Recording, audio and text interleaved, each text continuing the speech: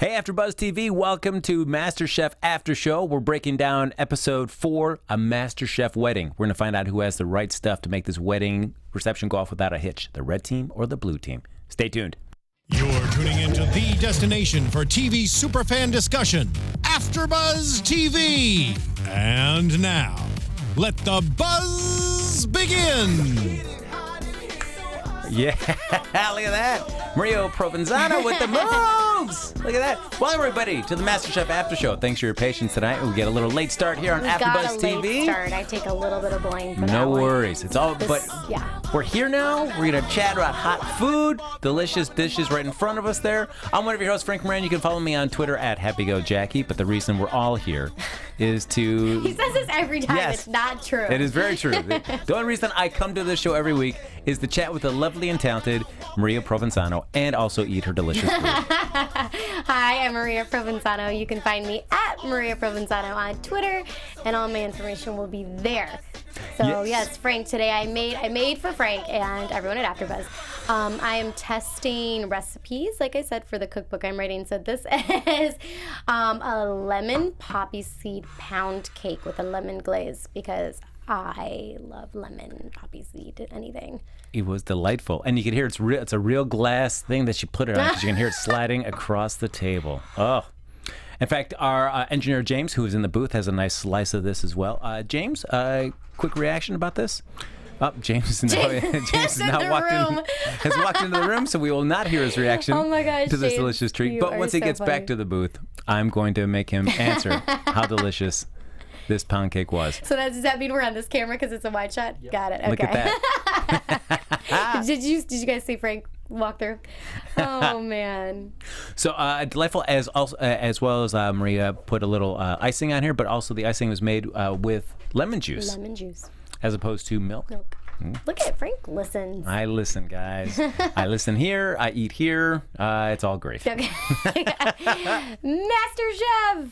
So we're going to be breaking down episode 4. As I said, it's a MasterChef wedding. And Gordon and Christina bring in everybody. And they say, hey, guess what, guys? We've got a special guest here tonight. An old friend of the MasterChef family, so to speak. Yes. Nick Nappy, who competed on MasterChef season 6 and got down to the top 4. Yes. Yeah, look at that. I thought that was cool. And then he's been very successful since. Which is nice. He's an executive chef at a restaurant. It's nice to see people that have been on MasterChef, the opportunities that it can open up for you. Yeah. And which is great. So it worked out really well for him, and not just in the restaurant business, but also a big personal life. Yes. And just in life. He's getting married to this lovely lady, Janelle. Yes. And just so happens that the wedding's tomorrow. Tomorrow. There you go. Wah, wah. Should have done some better planning. All right, now just first off though, real quick. Now say back before you got married. Okay. Say you were getting married and you're more involved in the entertainment realm now as opposed to when you got married. And somebody came up to you and said, "Hey Maria, we love that you're getting married.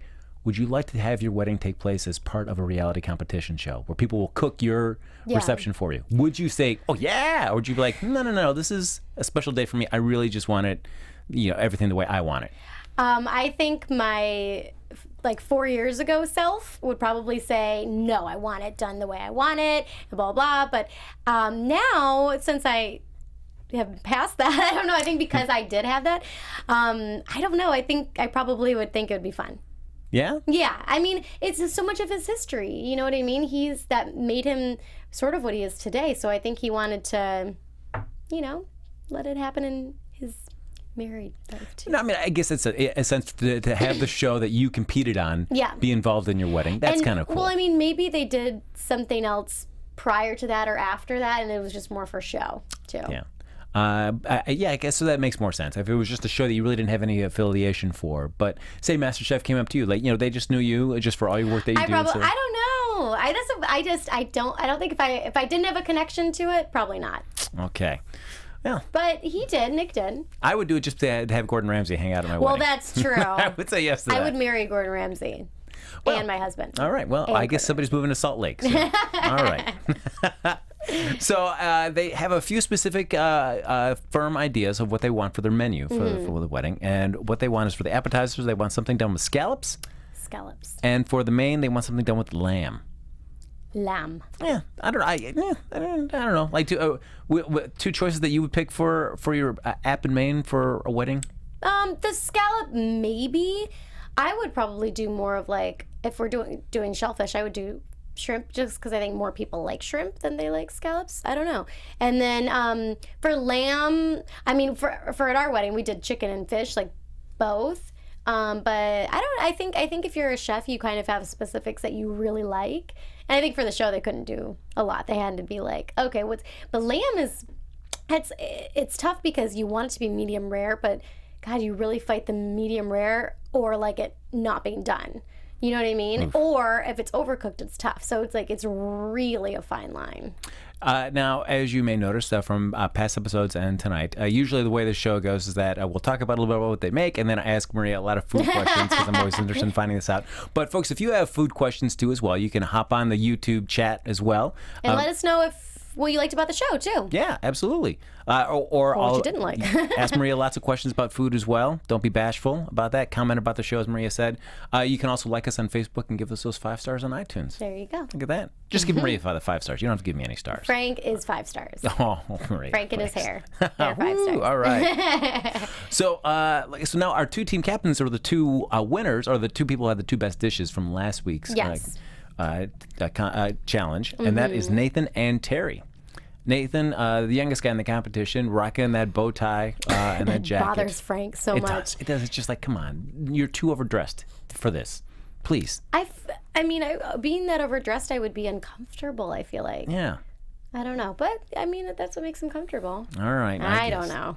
And they head off to Hummingbird Nest Ranch in Simi Valley for the wedding. Valley, yes. Never been there, you? I have not been there either. Looks lovely. It looks beautiful. Yeah. But as we see, as beautiful it is, the wind is nobody's friend. Was killer. Yes. Yeah. Oh. Oof. I know, but I feel like they do that on purpose. I feel like they do it so it's like, more of a challenge.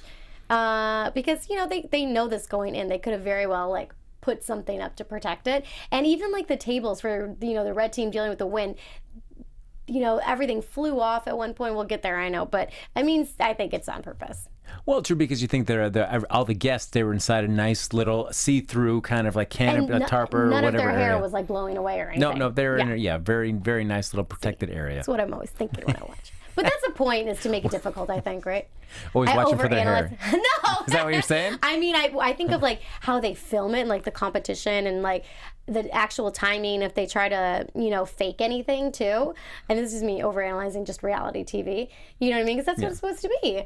So I'm always curious if it's like true to, because I didn't see anyone's hair blowing. That always makes me think of like in like baking competition shows when they like show them like 30 seconds left. Yeah. And it's like, wait a minute. You mean to tell me you pulled those cupcakes out of the oven and you frosted them Thank right you, James. now? Exactly. That's very true. That was our issue with earlier on, James. If you remember, it was like the first MasterChef show where it was to get into the finals. They did a baking competition, and it was cupcakes. And it's like you can't. They had like 10 minutes, and one girl's cupcakes were in the oven still, and then the frosting wasn't melting off of them.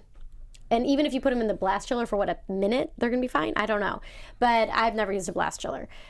All I know is that didn't seem real. Now, speaking of baked goods, James, have you had a chance to sample some of Maria's lovely lemon poppyseed pancake? I'm gonna get to it right now. All right. Listen, we're gonna. James, come on now. This is right here, live in the moment. James' reaction to Maria Provenzano's lemon poppyseed cake. This is exciting. Someone has stole it. No!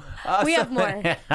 We reserve this piece here for you, James. Oh my gosh. I know everybody, you're in suspense, waiting to hear what James's reaction to this. Don't worry, we'll send it out on Twitter later. We'll tweet James's reaction. So now, because usually what they do is that the 2 winning people, they get to be team captains, and they get to pick who they want from the rest of the chefs to be on their teams. They changed it up a little time. They said, guess what? You're not picking. They made Terry the red team, they made Nathan the blue team, and then they let all the other contestants decide which team they wanted to be on. I thought that was kind of mean. Yeah, especially since we already heard from Nathan before, and that he was worried about being like the, I don't want to be like that. Well, he said he was bullied and all that stuff, which, to be honest, I never wished on anybody. But I think they just kind of used that storyline. Like, he's growing up so much. Oh, boy. Throughout this whole thing. Nathan, I was not a fan of Nathan in this episode, by far. But they do the pick, and it ends up being we've got 9 people over on Terry's side, 5 on Nathan's. So not working out very well. No. So it's got to balance out. So it's got to be right now we're looking at 12-6. Terry's got to now boot 3 people to put them over on the blue team so that they can balance it out. So it's an equal 9 and 9 competing. Yes. And Terry, I thought he was smart for this. He says, like, he respected all the people that he booted off, but he thought they were all very strong personalities. Yes. And he figured like the team was not going to be cohesive with many strong personalities vying at each other. I agree with him. I think that makes sense. Yeah. Yeah. So Terry boots off DeAndre, Alejandro, and Sean and moves them over to the blue team. Yes. I can see why he would have picked those people as well, too. You know, and I think DeAndre, he has a lot to prove, man. I mean, from the last one, I feel like he just struggles.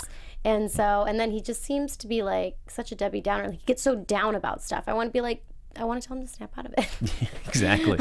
But yeah, so I know I thought that the blue team was going to fail epically throughout the whole thing. No. I really did. And they didn't. They pulled it together a little bit, but they certainly struggled out of the gate.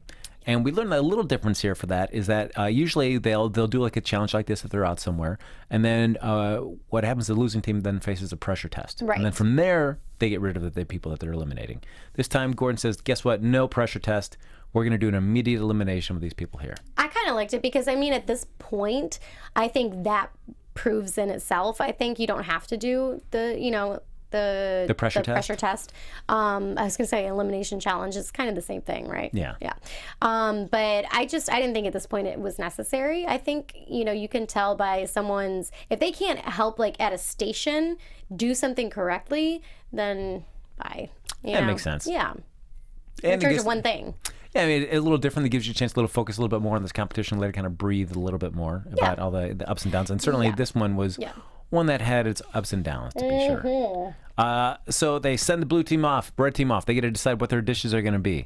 So the red team, Terry seems to run a nice little, just very organized little quick meeting of the minds. Yeah, and they really I like him. Down. He's like such a big teddy bear, such a softie. Yeah, I like that. Seems like because I feel like that seems like the kind of leader that you want in the kitchen, one that's going to just like solicit feedback, but when they make a decision, then that's going to be the decision. But he listened to what everybody else had to say too. Yeah, he seemed to listen a lot, and everybody seemed to be. I think just kind of like on the same page and the same energy too. Yeah. Yeah. They didn't butt heads much when it came to the planning. No. And so they ended up going when they want to do a pan-seared scallop with asparagus and a lemon for blanc. And for the main, they want to do roasted lamb with polenta and a tomato gastrique. Okay, so I had to look up what a gastrique was because I didn't know what that was. So let me know if you guys knew. But I looked and how to make a gastrique. And so basically when I looked this up, it's so it's like sugar and vinegar, and it's sort of like a sweet and sour sauce. So it's kind of sticky. So then you can incorporate other flavors to it. So you can do the tomato, which is what they did. So so that's what I thought was kind of interesting because people kept mentioning, they did a great job with this gastrique. I was like, the F is a gastrique. Now, you reading up about that, does it intrigue you enough to want to go home and try it sometime? Not really. No. Okay. All right. That's an honest answer. All right. No, it doesn't really. No. No, it didn't. It didn't look. It didn't look as appealing to me as I thought. Like when I thought of a gastrique, when I looked at it because it was a tomato gastrique, I thought it was maybe some kind of like cool different kind of tomato sauce, and it was like called that because I don't know. And this is not necessarily a tomato dish. They just added tomato to it, which I think is what made it creative. But this one, like, I almost want to look up a recipe. This is because that was the white. There's a blackberry sauce. Gastrique. No, yeah. So it was like it was a tomato. It was like a reddish type of sauce. Okay. Yeah. So. Yeah, all right. Yeah. So they're like a sweet and sour. So like they're tangy, and that's what I'm reading. And it's sugar. It's sugar based and sugar and vinegar based. Are you a fan of scallops?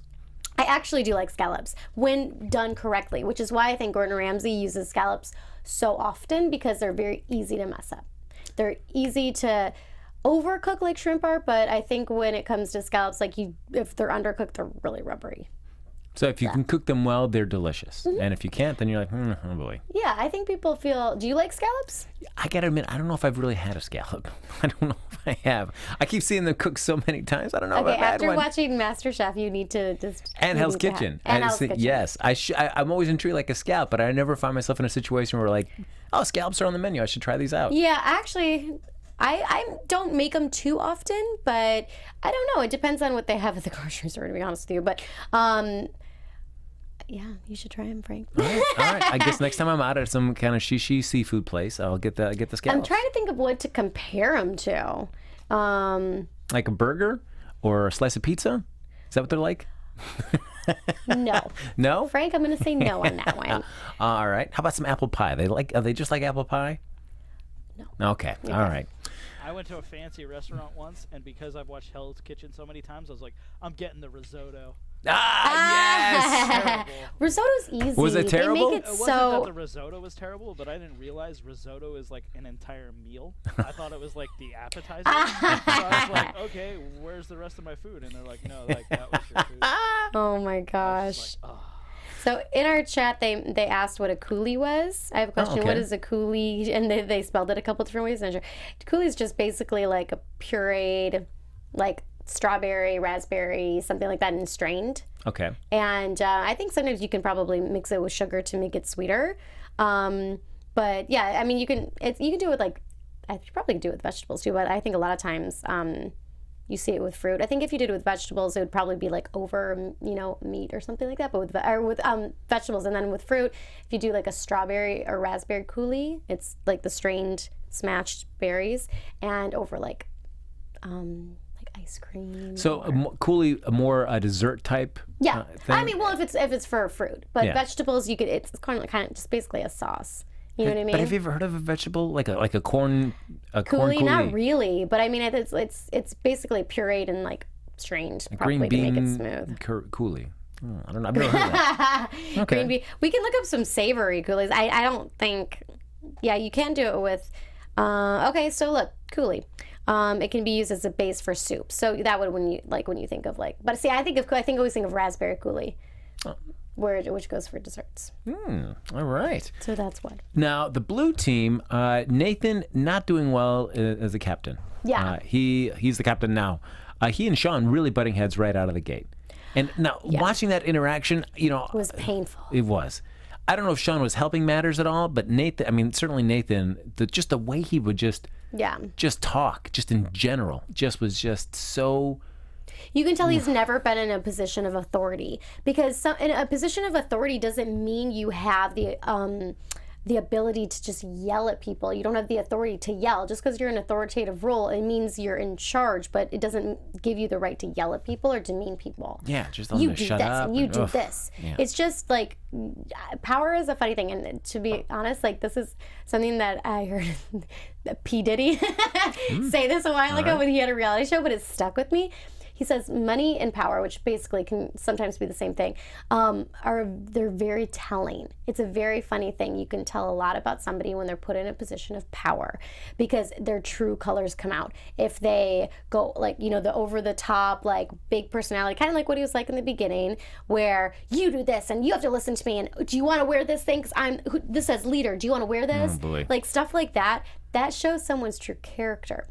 Someone like Terry, for instance, given the role of power, he's a team, member. It's like, we're in this together, so for me, that watching that has always stuck with me, because it's so true. Power is a very funny thing, and it shows your true colors. So this showed that Nathan has a lot of growing to do, but at least he, changed it up a bit. True. I guess certainly Terry's real life job helps out a lot with this as well. As he works in construction, works with a team already, knows how to get the best from the people that he works with. Nathan, a tuxedo salesman from a small town in middle America there, probably not working a lot with other people, probably just doing a lot of stuff by himself, so doesn't have really a reason to foster a lot of team building skills. Yeah, no authority. And I think that was what showed. Yeah. No team building experience. Well, and he was, not that this is like makes you a good or bad person. I actually know plenty of homeschooled people, but when you're homeschooled, you aren't used to being in that environment where you do teamwork every single day. Like in school, we did. I mean, you're doing teamwork in almost every single class because team building is so vital in life. I mean, we're a team, Frank. That's right. She makes delicious food, and I eat it. What a great team! What a great team and that James is. is God. James is our voice of God. So, yeah, I think that's where it showed. Yeah, and certainly despite all the butting heads, they finally nailed down a menu, and they decided to do pan-roasted scallops with charred Romanesco and a blood orange vinaigrette, and then pan-seared lamb with mushroom pea orzo and a pistachio gremolata. Yeah, that's interesting, pistachio gremolata. Okay. I guess I missed that, pistachio, yeah.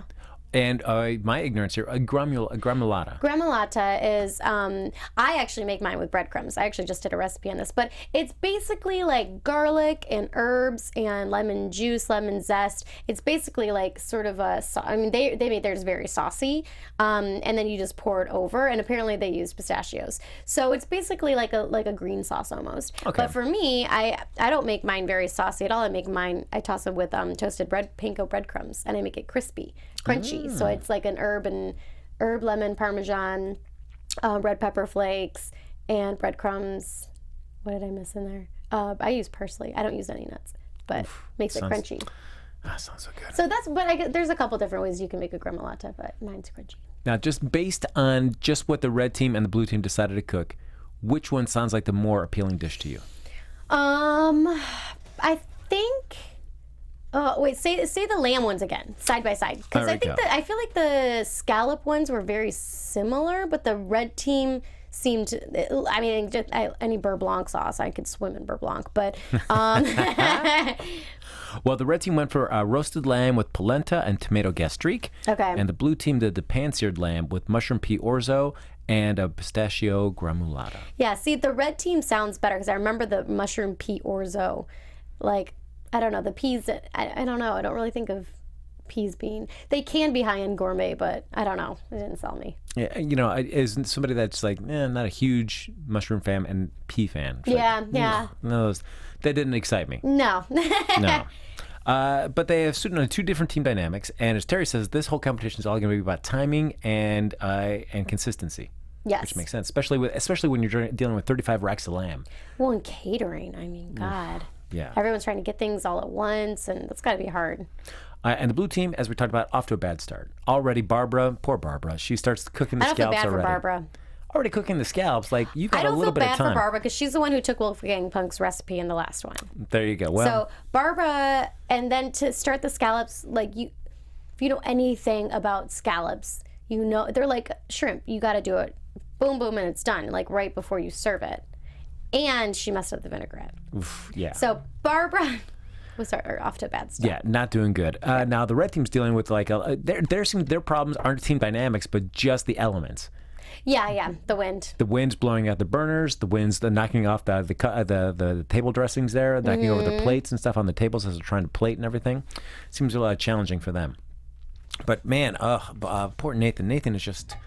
It was just irritating to watch him try to run that kitchen. It was very hard to watch. I felt because I keep trying to give him the benefit of the doubt, but he was very difficult for me to watch in that situation. Yeah, and so they get enough to serve out there. Red team is already 40 plates ahead of him. Yeah. Gordon starts tearing into Nathan a little bit. You got to get it together, son. You got to get this together.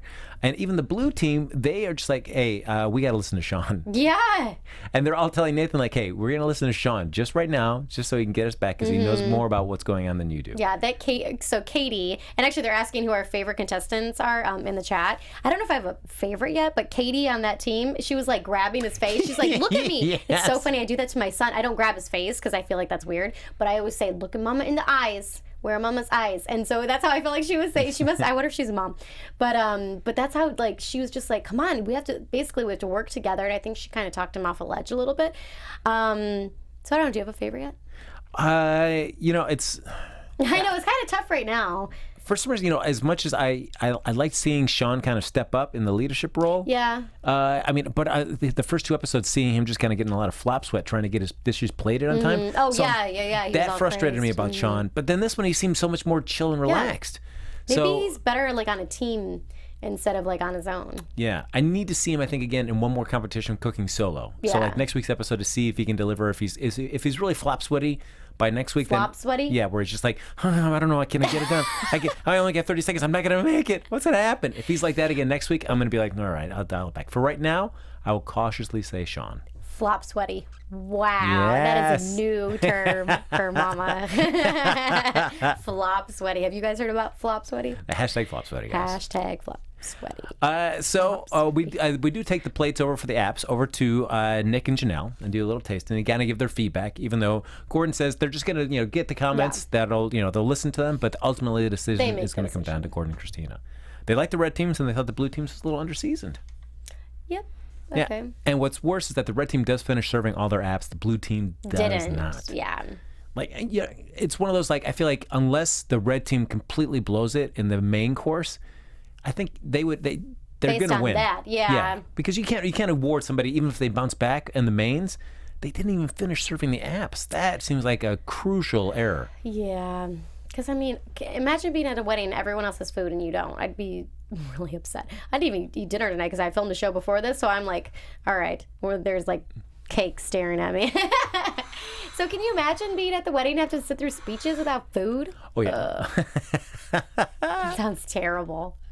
But I felt like Nathan took this moment between the apps and the main to kind of collect himself, realize that maybe, as he said to everybody, he apologizes, meant to get a little team captain happy. Yeah, but you know what, at least this is why I'm like, okay, at least he owned up to it. Mm-hmm. And I think that's the biggest part. And he's like, okay, I have to snap out of it. I have to be better.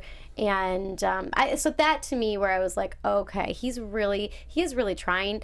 And he, the dramatic, over the top, I mean, we all deserve a second chance, but oh my God, it was driving me crazy. I was like, I hope he does stop. So thankfully he did. Yeah, I mean, and I guess it's easy to realize that, okay, I really blew it because it's a demonstrable. That's true. Yeah, I mean, you can see you didn't make all your appetizers and you didn't get them served. So you clearly what you're doing right now, not working, Nathan. No, it was not working with him like running around with the chicken with his head cut off. Yeah, and just or even when they were getting ready, when he was going to have to work the pass. Yeah. And he didn't realize that, and he's coming up like, what's going on? What? Yeah. Like Gordon's like, you're working. Get over, get it together. Get over here. Yeah. Oh, not good. Not good. So Nathan kind of reassesses, starts delegating. Lets Sean handle the seasoning. Says DeAndre, handle the orzo. DeAndre's like, yeah, hey, I cook orzo for my boyfriend all the time. I'm in the perfect spot. Your boyfriend's going to dump you. Yes. When you see a line like that in a show like this, that's pretty telling that things aren't going to go well. well. Of course. I was like, because in the previews something got burnt, and I was like, I think it's going to be the orzo. I don't know if I've never had orzo. Orzo's pasta. Oh, all right. Just it's like it looks like a little piece of rice, but it's pasta. Oh, good. I mean, it's like pasta, so if you flavor it with everything, I mean, it's going to take on whatever flavors you have, and if you cook it al dente, it'll be good. Is it like ancho de pep? Cacio di pepe? Like the little beads? They look like little balls? Oh, no, it looks like rice. Okay. Yeah. Okay. But not like a risotto rice. No, risotto rice is going to be, I mean, it looks like a piece of just like regular long grain rice, whereas risotto is a starchy short grain rice. Love it. Love it. Just sit here and ask questions. I need to be on my game on this show. My goodness. Now, Terry, as he feared, he was worrying about the timing for this. As you're saying, 35 racks, that's a lot of work and a lot of levels of stress. Yes. To do all that. I mean, that seems like you'd be able to make sure that all of them are cooked consistently. Yes, there we go. That's a word. Well, the thing that confused me about the lamb is that if you guys, when you watch, you saw in one pan they'd have two. And I felt like that wasn't enough like surface space to get like the crispiness and like that char and everything on the flavor on the outside, because they were kind of like too, like, if you know anything when it comes to brownie stuff, you can't crowd it because then it just steams.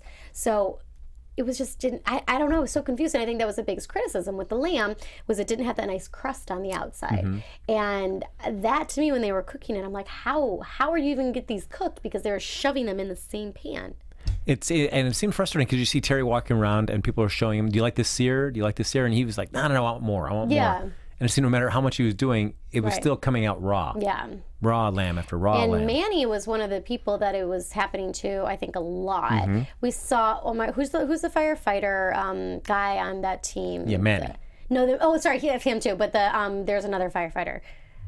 They competed with each other. Eric? I think it's Eric. Yeah. So he was on lamb as well, but Manny was, I think, having a lot of hiccups in that area. And I love Manny. I think I have a soft spot for him. But all the firefighters I thought were awesome. So I like Eric, if that's his name. Correct us if we're wrong. But yeah, so they were both on lamb. And I think they were saying that it was Manny who was kind of having issues. But I'm guessing, depending on the size of your station, I think firemen be a little bit more equipped at cooking for a larger group of people. I mean, I think so, yeah. I think so. But I mean, are they used to cooking lamb for that many people? No, that's true. The tough part. And basically, after serving raw lamb for like 2 or 3 times, Gordon says like, hey. Eric, thank you. Yes. Gordon says, hey, if this keeps happening, I am calling this service. Yeah. I get one more piece of raw lamb, we're done. And I did like mayonnaise. You're saying he owned up like, I got to get focused because I'm just letting myself like kind of lose focus on this lamb, and I just got to dial in and get it done. Yeah. Well, and to dial out for a second, Gordon Ramsay in the beginning, when he saw things falling out with the blue team. Oh my God, I'm getting all cross-eyed now. Blue team. He wouldn't put on his jacket. He's like, I'm going to go put my jacket on. I kind of, when he said that, I was like, I wonder if he's actually going to take over or something like. Yeah. I kind of hope that was going to happen because it would have been more interesting, but. Because, and the one thing, because when you see all the tablecloths blow off of the red team, and the plates crash on the ground, and you see Gordon kind of just like, Terry, what's going on? Yeah. Like, why are you taking You can't yell at him. Yeah. It's not like his fault. It's your fault because you're like, prop people didn't set this up properly. Yeah. I felt like he was really taking it out on Terry. It's like, you can't blame Terry for this one. Yeah, that's TV. It's like, it's like we have to improvise. Like, all right, fine, I'll yank off all the tablecloths on this. Right? Yeah, I'll serve it on your broke down table. Yeah, sure, exactly. Absolutely. So they serve it over to Nick and Janelle, and they love the blue team's lamb, and they really like but they thought the orzo was underseasoned. Yeah, underseasoned, and then but they like the gastrique. Yeah, they did like that. Now I almost want to try one just to, because I don't know if I've had one. Oh. Check out Maria's blog. Find out how it goes. Perfect the gastrique. Yeah. Now I'm going to look for that. I don't think it's something you often see on a menu. And that's what a lot of people were like when they had interviewed some of the other people who had been on the show previously. They're like, oh, the gastrique was very good. The gastrique was very good. The F is a gastrique. Like, my goodness, how do I not know this? Terrible. Shame on me. Oh, I can't wait to see Maria's gastrique journey. Okay. Yes. Yes? No? Next week, instead of lemon poppy seed pound cake, you're going to have gastrique. That's it. Just a plate Big of gastrique. bowl of gastrique. Oh, this is so good. I can't wait. At least have some like lamb to dip it in or something. So they finish the service. Nathan apologizes to the team. Look at that. Very nice. Sorry for the yelling, for all this. I give it up for him, as you were saying, to be able to own up. Certainly a lot of people could kind of just shrink from owning up to that, or just kind of, hide. But no, he owned up to it. I get him credit. And for then that. what were the what was the review? They liked the blue. They liked the blue. The orzo was underseasoned. Yes. And then the red, they were just kind of like underwhelmed by the crust But they did, as you said, they liked the gastrique though. But the gastrique. Yeah. So, okay. And then we also had, amongst all the other guests there for the wedding, we did have some former MasterChef contestants, including last season's winner Claudia. And it's always interesting to hear them kind of just chime in. It's easy to chime in once I've been on that side. Right. Now I can sit down and judge everybody else now. Right. Like, okay, especially the one contestant, I can't remember his name, but he had just a really elaborate. And like the dark hair. Yes. What? It was very dramatic. That necklace, holy cow. The hair. Oh, man. And he was entertaining, though. But for him to be judging, a lot of people was like, he was another contestant that got really easily flustered at points last season as well. So I'm like, okay, all right, whatever, buddy. That was so funny, though. But now they have, they get everybody together right there. As Gordon introduces everybody at the reception so they can cheer the 18 chefs that cooked all this great deal. And then they have Janelle come out with her red bouquet and her blue bouquet. I thought that was kind of cute, though. And toss out the one for the winner.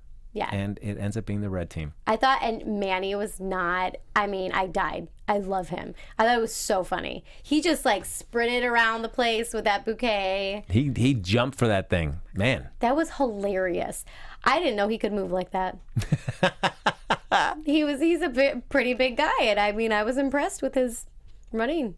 And I would say pretty agile. I can't disagree with that outcome. Because certainly while the red team had a little struggles with the rawness of the lamb, I mean, overall, I think from top to bottom, their service was much more consistent and probably at least better executed than the blue team's was. Yeah, I think so too. And especially, I mean, just the blue team, regardless, as we talked about, the fact that they didn't finish serving the appetizers, that's too big of a strike, I think, to come back from. Right. So we find out, though, that Gordon says, hey, there's 4 people, though, that we think are safe from elimination. We've kind of recognized them. They think they worked hard enough on this to not even be considered. Right. They pick out Alejandro, Katie, Sean, and Nathan, which, it's surprising on those ones. Growth. Yeah, I mean, sometimes I feel like it's either or on these, because either like the leader, you blame the leader for everything that happened, or you realize that the leader, there were some things just beyond his control that he couldn't handle. I think he was the cause of all the problems. Well, I guess maybe not. Barbara was. Not the cause of all of them, but she was just, At least, like, Nathan, like, when he tasted the vinaigrette, he was like, no, this is terrible. Like, we cannot send this out. Instead of just being like, to get things out, he really did talk about the final product. So yeah, I would give him up for that. And who knows, I don't know how Barbara got the idea that she started cooking scallops, if Nathan mentioned that to her or not. So I don't know how she got started down that road. But certainly 2 crucial errors on her, and then DeAndre just burning the orzo. That seemed to be the other key thing as well. So they bring and say, all right, everybody, the rest of you are going to come to the MasterChef kitchen, and 1 or more of you will be turning in your apron. They come in the next day, and they get rid of a few more people to say that you're safe, and they narrow it down to DeAndre and Barbara. So given their performances in this episode, who did you think was going to go? I thought that they would keep DeAndre because he's a little dramatic, but Barbara I thought deserved to go. I mean, for the reasons I have stated. Yes. Like, she did Wolfgang Puck's recipe in the last one, and it wasn't even, I don't know. It's just not cool to do someone else's recipe. And then for this one, messing up the vinaigrette that bad, like, your vinaigrette's that bad. Do you remember what Gordon Ramsay said that it looked like, or it tasted like? It was like feed, or I don't remember what he said, but it was like something like really gross, and but he said it tasted horrible, and then doing the scallops. So. Yeah, I mean, I think if you had to compare, he had 2 strikes against her, not even including the Wolfgang Puck, but just 2 from this episode. I'm the only one really upset about that one. Where he's not letting that go, but they end up keeping DeAndre and eliminating Barbara. But you know what? Barbara kept her composure. I thought she was always handled herself very well and very classy, so I will give her that. Give her that. I thought she was, and she's also very pretty. Just in case she watches this, just so you know. No, I thought she was very composed, which is nice. Chat room, what do you guys think? Do you agree with the decision that the judges made? They're saying bye Barbara. I don't think they really care. They don't really care. So. They said Barbara was a deer in headlights. But let us know. Oh, look at that. Let us know. All right, fine. Barbara's eliminated, so we are down to 17 home cooks competing for the title of MasterChef. Now we're back in the kitchen next week, and we're having Claudia, former MasterChef winner from last season. She's coming in with her mystery box to challenge the contestants. I thought I saw pineapple. I thought I saw pineapple and corn, but like when they lifted it up, I thought I saw the top of a pineapple. But then I thought I saw someone grilling corn. And if we're talking about next week, well, then we might as well get into a few predictions. Okay. And now it's like Halloween. TV. Predictions. So yes, so we saw a little bit of what you think may be a pineapple, possibly used for MasterChef, and we did see at least like the first challenge always from the mystery box, and the second challenge is something else where they do the elimination. Bacon! Boom! Right there. You guys have no idea. I was here by myself watching this. I had to come early because I had to film something before this, hence the being late. So I didn't get to watch with Frank, but I was watching by myself, and like literally when I saw the previews and they're showing that there was going to be a baking challenge, I screamed and I was overly excited. I'm so excited about this. And it looks like they just demolished this. So I cannot wait to talk about this one. There's going to be a lot of commentary from Maria, and I for one cannot wait because I'm going to be asking her a million questions, because when you see stuff just dripping out of pies, it does like not sound good. I was like, so it looks like they did some kind of, they cooked their eggs. I don't know what they did, but I cannot wait. No, just the shots that we see there of them just kind of tilting it and just watching everything just oozing out, like, all right, that does not look tasty at all. No, it did not. Boof. Secret to a good crust, real quick. Just something for the viewers to think of as they're thinking about a baking challenge next week. For pie? There's a lot of secrets to pie crust, but pie crust cold to make for the actual dough. Cold everything. Cold butter, cold water, cold vinegar if you use it. Very, very, very, very, very cold, and put it back in the fridge before you bake it. Kind of cold. But then a lot of times you blind bake. So once you put it into the actual baking dish, it's called blind baking. So what you do is you poke it with a fork, so there's lots of so it doesn't puff up, and then you can put aluminum foil, something like some kind of weight on it, like beans or something, and then you bake it, and then you take it out, and then you fill it, and then you bake it again. So it makes the bottom stay not soggy. Ooh, these are just a few of the tips you can find on Maria's website there. Look at that. Well, thanks for that, Frank. So as we get ready to wrap up here, have you changed your prediction on who you think may take the title of MasterChef this season? I don't know. I think we like. Oh my God, what is her name? In our chat they made pecan pie the other day. So let me know if you're a baker, what your tips are for pie crust. Oh God, I don't know. Are you still going with Terry? I mean, we seem to both pick Terry because we thought he did a really good job last week. I don't know if I see him go all the way to the end though. I feel like it's really hard right now to tell. Tatiana, is that her name? What was her name? It starts with a T. Tatiana. Yep. Is that the name? That was it. Yes. There's too many people right now, and we haven't seen enough personal one-on-one with them that I can remember their names. And I feel like there's some people that we haven't even gotten to really see up close too. There's some we haven't gotten their personalities at all. Yeah.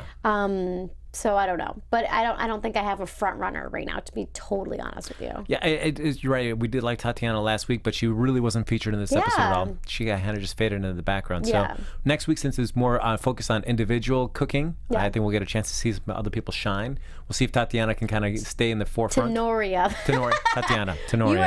You're better at this than we are. I cannot remember their names. There's too many. I need a thing that goes here and says this is this picture and their name. I can't remember. That's why we love you guys in the chat. Yes, Thanks for keeping us honest there. So yes, hopefully we'll see a little bit more of her. And and I'll decide if Sean, if he bounces back, if he's not flop sweaty, I might start rooting for Sean. Flop sweaty. Wow. And I'm going to put David as a dark horse. David's our poker player from Vegas. Okay. I see him kind of still calm and cool and collected. I haven't seen enough of him yet, other than from when we first see him get one of the original white aprons. But I don't know. There's something about him that intrigues me. So we'll see what happens. I agree. Interesting. All right. Alejandro. Okay, we're just going to name everybody remember. Okay, anyways. So that's going to do it, folks. As I said, like us on Facebook. Give us those 5 stars on iTunes. You can like us on, subscribe to the YouTube channel. Hop in the chat. Comment on the YouTube channel as well. We'll also take a look at those and think about what you guys have said. Mm-hmm. And Maria, if they'd like to continue the conversation with you, even after the show's done, where can they find you? You can find me at Maria Provenzano. It'll be at the bottom of your screen. On Twitter, and all my information will be there. And then just do comment and do hashtag AfterBuzz and hashtag Hell's Kitchen, and we will respond because we want to know what you guys think. Or even hashtag MasterChef. Even just hashtag MasterChef. But I'm so used to doing Hell's Kitchen. MasterChef, it's still Gordon Ramsay. Hashtag Maria's wrong. MasterChef. I think I said Hell's Kitchen in the beginning too. All right, hashtag Maria's wrong. We're going to get that going, guys. Remember that. You can follow me on Twitter at HappyGoJackie and catch me every Tuesday night with my improv team, Max, at 10 o'clock at IO West. In the meantime, you'll be catching James in just a few minutes after this, eating the rest of this lemon pound cake, Poppyseed pound cake, and we'll get his comments and put them on the old Twitter so you can guys see what James had to say.